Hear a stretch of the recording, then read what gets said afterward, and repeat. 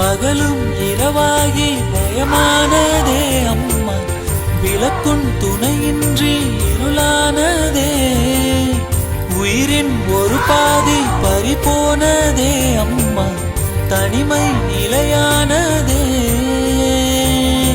அம்மா அம்மா நீ எங்க அம்மா, உன்னை விட்டா எனக்காரு அம்மா.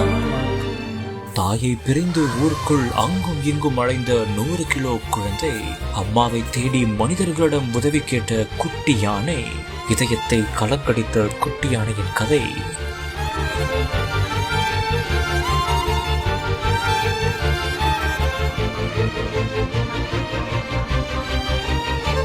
கோவை மாவட்டம் மேட்டுப்பாளையம் அருகே உள்ள சிறுமுகை லிங்காபுரம் வனப்பகுதியில் பிறந்த சில மாதங்களே ஆன குட்டி யானை ஒன்று ஊருக்குள் அங்கும் இங்கும் சுற்றி வந்துள்ளது. இதையடுத்து இது குறித்து விசாரித்த போது அந்த குட்டி யானை தாயை பிரிந்து வாழ்ந்து வந்ததாக தெரிகிறது.